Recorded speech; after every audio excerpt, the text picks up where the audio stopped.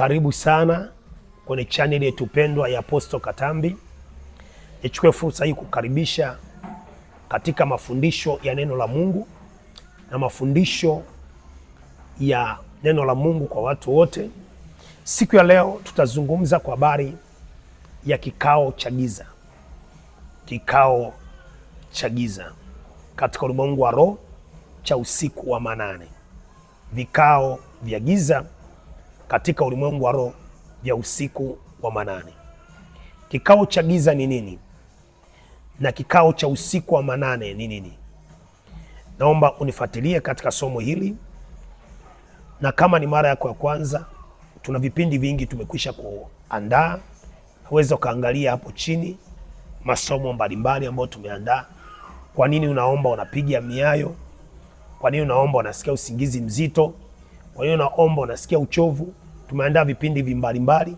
Unaweza ukaangalia kwenye channel yetu pendwa hapo chini. Lakini pia unaweza ukajifunza kwa nini unaota ndoto unakula chakula uko darasani, uko unafanya mitihani. Kwenye channel yetu pendwa hii, karibu sana tujifunze. Mungu akubariki sana na kuzidishie katika jina la Yesu aliye hai. Siku ya leo tunaenda kujifunza, kama ni mara ya kwanza kuingia kwenye channel hii, ili upate vipindi vyetu kwa wakati, na kuomba usubscribe channel hii. Bonyeza hayo maneno yaliyoandikwa subscribe, alafu like na kushare ujumbe huu. Mungu akubariki sana katika jina la Yesu aliye hai. Tunaenda moja kwa moja sasa, kikao cha usiku wa manane. Vikao vya usiku wa manane. Tuanze kuangalia neno kikao ni nini.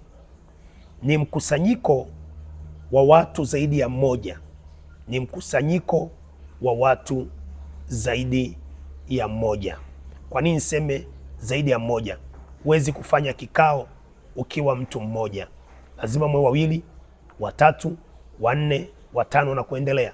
Kwa ni mkusanyiko wa watu zaidi ya mmoja wanaojadili jambo fulani, wanaojadili mipango fulani, wanaoandaa mikakati fulani kwa ajili ya jambo fulani, kuhusu biashara, kuhusu kazi, kuhusu uchumi, kuhusu ndoa, kuhusu mafanikio, kuhusu serikali. Kuna vikao vya ndoa ambao vinafanyika kwenye ndoa.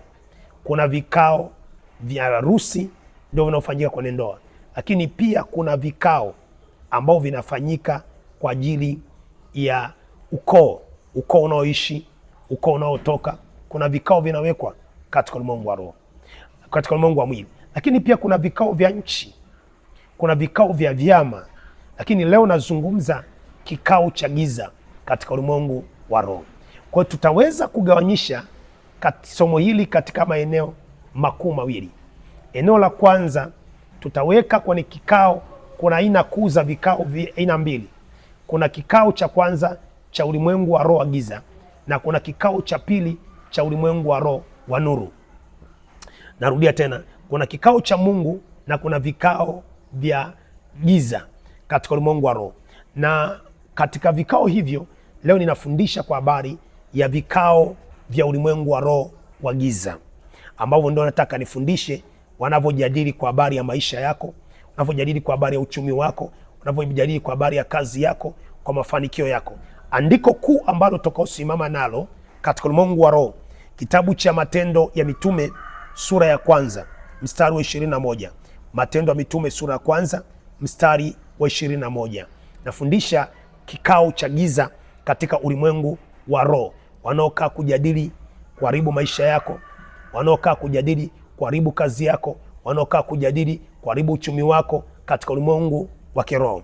Sasa ukisoma Matendo ya Mitume sura ya kwanza mstari wa 21, nasema basi katika watu waliofuatana nasi. Matendo ya Mitume sura ya kwanza mstari wa 21, wafuatana nasi wote.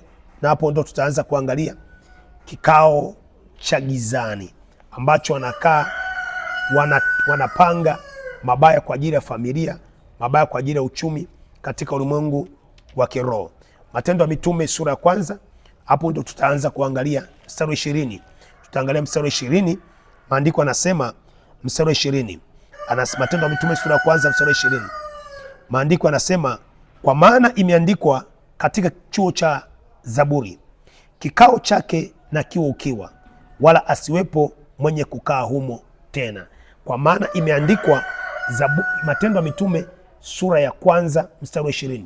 Matendo ya Mitume sura ya kwanza mstari wa 20 anasema, kwa maana imeandikwa kikao chao na kiwe ukiwa, na asiwemo mtu wa kusimama katika kikao hicho. Maana yake tunaanza kupata kuna vikao vya giza, ambao kikao hiki kiko kwa ajili ya uharibifu na kwa ajili ya maisha yako. Kikao hiki kiko kwa ajili ya uharibifu kwa ajili ya familia yako. Kikao hiki kiko kwa ajili ya uharibifu kwa ajili ya ndoa yako. Sasa nataka nikupe siri leo. Wakati unapoomba usiku wa manane, unapoamka, lazima ushambulie vikao vyao. Hapa kuna pointi ambayo anazungumza, ikinapofika usiku kuanzia saa 6 usiku, huwa wachawi wanakutanika. Wakishakutanika wachawi huwa wanakaa kikao kabla hajaenda kushambulia biashara za watu, kabla hajaenda kushambulia ndoa za watu, kabla hajaenda kushambulia uchumi wa watu. Wanaweka kikao na wanaweza kukutana njia panda, wakakaa njia panda, ni madhabahu yao, wakutana njia panda. Au wanaweza kukutana, wasikutane njia panda, wanaweza kukutana chini ya mti mkubwa. Kuna miti, wanatafuta miti mikubwa, wanakaa chini ya mti ule, wanakaa. Au wanaweza kukutana katika maeneo ambayo makaburini, wakaweka kikao chao mahali pale. Lakini pia wanaweza kukutana kwenye misitu mikubwa, wakaweka kikao chao mahali pale. Sasa wanapokutana wale wachawi ule mtaa, huwa wanapokutana wakakusanyana kikundi pale, huwa wanajadili na mkubwa wao kwamba leo tunaenda kufanyeje. Kitendo kile kinaitwa cheni. Wanakaa kwenye cheni yao ya kichawi, minyororo yao ya kichawi, wanaweka duara, wanazunguka, wanaanza kujadili. Mkubwa wao anakaa katikati, wanaanza kujadili, leo tukaribu biashara mtu fulani, leo tukaribu ndoa mtu fulani, leo tuende tukamshambulia huyu mlokole, tumtumie usingizi, tumtumie roho ya uzito asiweze kuomba, leo tuende tukaribu watoto wake, familia yake. Kwa wanaweka kikao.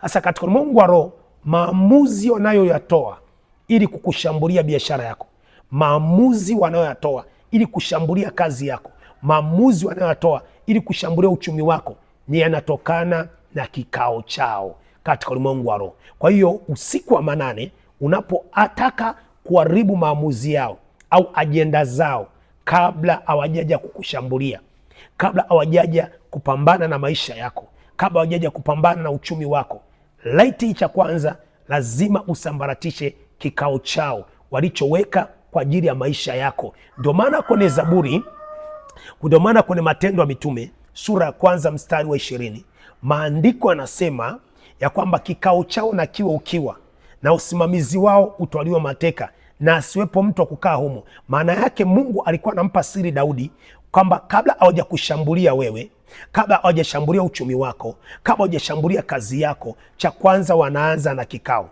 Kwa hiyo ukidili na vikao vyao vya usiku wa manane, kuanzia saa 7, saa 8, saa 6, ukapiga vikao vyao, maana yake yale maandalio yao, ile vita yao, yale mashauri yao hayataweza kutimia kwa ajili ya maisha yako. Ndio maana fundisha, cha kwanza unapoomba ule usiku, anza kuharibu vikao vyao, visambaratishe vikao vyao kwenye ulimwengu wa roho, kwa hawatakuwa na nguvu ya kupambana na wewe kwenye maisha yako au uchumi wako. Maana mashauri yanayofanya mpaka wakufuatilie, mashauri yanayofanya mpaka wafuatilie kazi yako, uchumi wako, ndoa yako, biashara yako, watoto wako, wanayapata kwenye kikao, kwenye ajenda. Wanatoa ajenda zao kwamba huyu tutataka tumshambulie. Kwa tunaposhughulika na vikao vyao, maana yake unazuia mabaya yao mbele.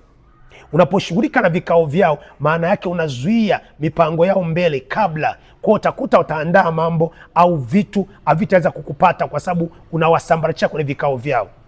Nasema mtumishi, unaongea nini? Kumbukumbu la Torati sura 28. Kumbukumbu la Torati sura 28 mstari ule wa 7. Kumbukumbu la Torati sura 28 mstari wa 7.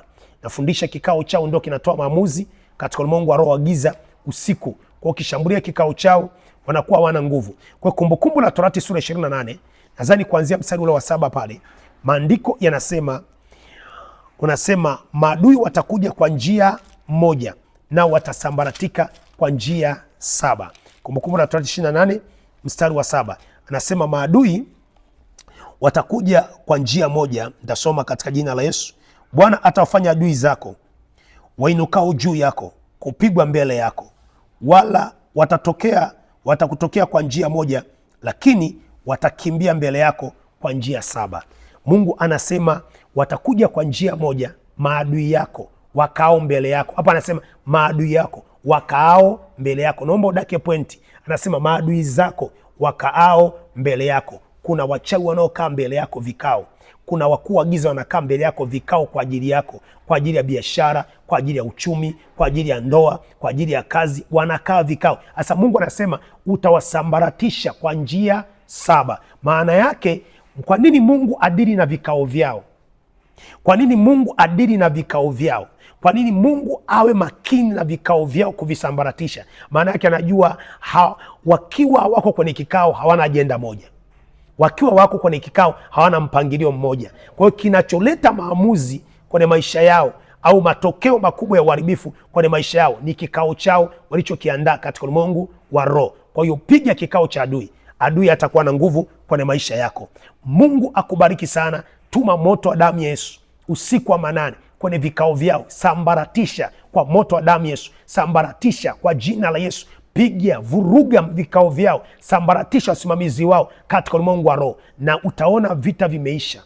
Utaona hautakuwa na vita tena kwenye maisha yako na hao watu. Utaona watakosa nguvu ya kupanga vikao vyao kwa ajili ya maisha yako. Mungu akubariki. Nifuatilie kwenye chaneli tupendwa ya Apostle Katambi. Tutafundisha tena mambo makubwa na mazuri, na vipindi vingi nimeshaandaa, bado tu kuviachilia kwenye chaneli hii. Naandaa tu kuja kuvirusha kwenye chaneli hii. Utapataje masomo yajayo?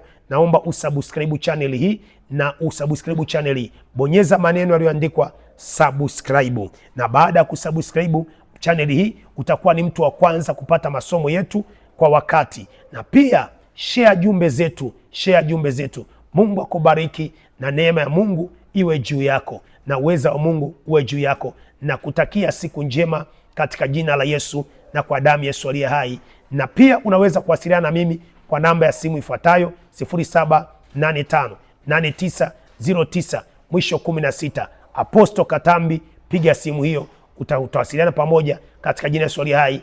Amen.